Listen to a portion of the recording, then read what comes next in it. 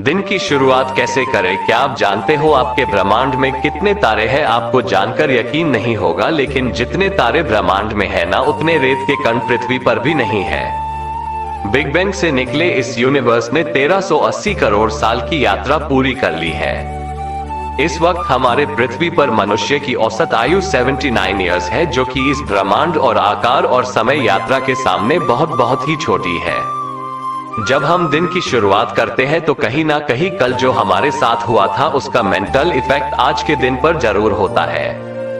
कल का दिन बेकार हुआ था कि अच्छा हुआ था, इसके आधार पर हम सुबह सुबह आज का दिन कैसा होगा पहले ही सोच लेते हैं। लेकिन आपको याद रखना चाहिए कि समय की सबसे बड़ी खूबसूरती क्या है, जो एक बार चला गया तो वह सिर्फ यादों के रूप में हमारे दिमाग में रहता है। अब आप में से कई लोग बोलेंगे कि हम अपने बीते टाइम की वजह से आज के वक्त में ठीक से काम नहीं कर पा रहे हैं। ये मेरे नजरिए में बिल्कुल गलत है। हम बीते हुए वक्त की वजह से नहीं, बल्कि बीते हुए वक्त में हमने जो काम किए थे उसका परिणाम भोग रहे हैं। और अगर आज का ये वक्त किसी बुरे काम में लगा दिया या इसका ठीक से इस्तेमाल नहीं किया तो आने वाले टाइम में यही आपके कर्म आपके सामने दीवार बनकर खड़े हो जाएंगे। एल्बर्ट आइंस्टाइन ने अपने थ्योरी ऑफ रिलेटिविटी में कहा था कि समय भी एक चाल से नहीं चलता है। ब्रह्मांड में कुछ ऐसी जगह है जहां पर जाकर समय का भी कोई मीनिंग नहीं रहता, उसका भी अस्तित्व खत्म हो जाता है या उसकी चाल भी बदल जाती है, जैसे कि ब्लैक होल, जहां पर जाकर समय और प्रकाश का भी अंत हो जाता है। सेम थ्योरी ऑफ रिलेटिविटी हमारे डेली लाइफ में भी अप्लाई होती है। आपने नोटिस किया होगा, जब हम दुखी होते हैं तो समय मानो रुक सा जाता है, और जब हम खुश होते हैं तो समय मानो दौड़ने लगता है, वक्त का पता ही नहीं चलता। और इस तरह से आप अपने इमोशंस की वजह से अगर समय की चाल से छेड़छाड़ करोगे तो सेम ब्लैक होल वाला हाल आपका भी होगा, क्योंकि अपने दुखों को दिल से लगाओगे तो वहां से कभी आगे नहीं बढ़ पाओगे। और अगर बहुत ज्यादा खुश रहोगे तो यार कब तक रहोगे, एक दिन उसका भी अंत होगा और फिर से दुहक शुरू होगा। इस चक्कर से बाहर निकलना है। एक इमोशनली मेंटली स्टेट होनी चाहिए जब आप दिन की शुरुआत कर रहे हो। कल क्या हुआ था या कल क्या होगा, ये थॉट्स दिमाग में आना नॉर्मल सी बात है, लेकिन मेरा यकीन मानो आपका पास्ट या फ्यूचर आपका ना तो कुछ बिगाड़ सकता है और ना ही आपका कुछ बना सकता है। अगर आपकी जिंदगी की संपूर्ण ताकत किसी चीज में है ना, तो वो है आपका प्रेजेंट। वो प्रेजेंट जिसमें आप बैठकर अभी जो काम कर रहे हो, वो प्रेजेंट जिसमें आप हमेशा रहते हो, वो प्रेजेंट जिसमें आप आलस करते हो, रोते हो, गलत काम करते हो, वो प्रेजेंट जिसमें आप खुद में झांकने की बजाय इस बाहरी दुनिया की तरफ झांकते हो। वापस चलते हैं अपनी ब्रह्मांड की तरफ, क्योंकि वहीं से अपनी उत्पत्ति हुई थी। समय कब शुरू हुआ और समय कब अंत होगा?